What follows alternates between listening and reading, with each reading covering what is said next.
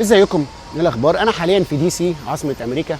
هعمل لكم فيديو بشرح لكم فيه. المهم بينما انا في هذا الكافيه الجميل اللي جنب الاوتيل بطلب كرواسوهايه، دخلت كده عايز افطر فلقيت كرواسو، فبسال الراجل بكام؟ قال لي 11 يعني 11. خد يا عم الكارت هاتها كلها.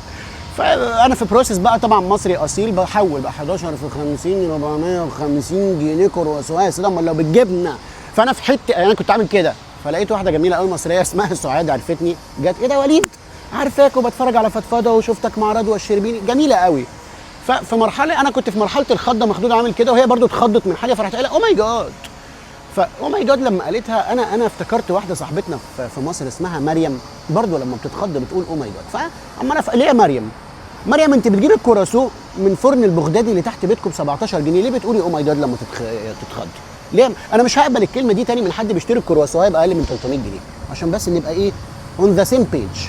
وفاهم ان في ناس كتير بتفلت منها كلمه ولا كلمتين انجليزي كده في مصر، انا واحد منهم مثلا. بس انا عندي مثلا حجتي ان انا عشت في الخليج كتير قوي، فكنت بتعامل مع هنود، كنت مهندس على هنود، فمش هينفع اروح لراجو ولا سلجيب الهنود اقول له اديني الاجنه، انا اصلا مش عارف يعني ايه اجنه بالانجليزي، فاهمني؟ فهروح قايل له ايه راجو بليز جيف مي ذس، وهشاور كده هعمل كده، دي علامتي لما ببقى مش فاهم ايه اللي بيحصل. بس ليه نبقى قاعد مع مريم في مصر في التجمع الخامس مثلا ولما تتخض تقولي اوه بس كيرن ايه يا ماما؟ انت فطرانه فول وطعميه من التبعي، كيرن ايه؟ وبعدين هي اللغه، هو الانجليزي مش منظره والله عادي يعني احنا لغتنا احلى. فمعلش انا مش هستقبل تاني او ماي جاد او يو ماست بي كيرن دي من مريم، روان، ساره، يعني في كذا اسم مش عايز اذكر. وعندي سؤال اخير عايز اوجهه لاخواتنا المصريين اللي عايشين بره، عمال افكر فيه طول ما انا بحسب ثمن الكرواسو. انتوا بقى يعني مثلا واحده زي سعاد دي لما بتيجي تفكر بينها وبين نفسها، يعني انا دلوقتي وانا ساكت كده كرواسوهايه ب 450 جنيه اهو بفكر بالمصري.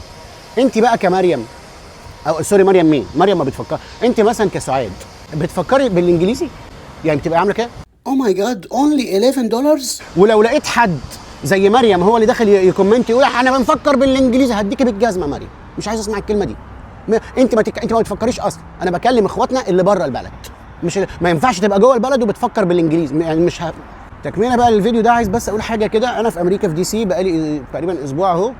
البلد جميله حلوه، ساتيوريشن الالوان اعلى عشان ما فيش تراب، حلوه بس مش امله، والله ما امله. ففكره الانبهار بقى عادي، والله العظيم عادي. وعندهم هومليس وعندهم كل حاجه. طبعا احنا عندنا حاجات كتير بس هم عندهم حاجات قليله، مش مهم. بس انا قصدي ايه، الانبهار الاوفر باللي بره. في حاجه مش موجوده هنا اسمها الكالتشر، الحضاره. انا عارف ان حد كتير قوي يخش بقى يكتب لي الحضاره وحضارتي، انت بتقول ايه؟ انت بتتكلم في ايه؟ هو انت يعني احنا عملنا بيها ايه؟ بس والله العظيم انت لما بتتعامل في مكان ليه حضاره وليه طابع وليه اركيتكتشرال ديزاين اللي هو تصميم معماري معين. يعني انا عايز اقول حاجه ولسه كنت بقولها، واشنطن دي سي كل المباني فيها بالتراث الروماني.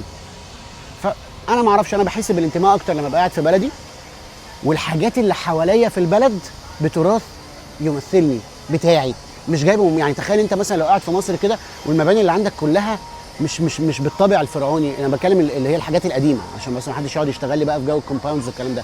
تخيل انت قاعد في مصر مثلا وكل المباني اللي حواليك عامله زي المباني بتاعت الاتحاد السوفيتي اللي هي الضل دي، اللي هي قطع كده مرميه. مش هتحس ان انت ولا هتحس عادي؟ هتحس صح؟ انا بهري. انا عن نفسي والله بحب مصر اكتر، ومش بقول كده تطبيل، انا ما برتاحش غير في مصر، واديني اي حته ارميني كده هبقى عايز ارجع مصر برضه.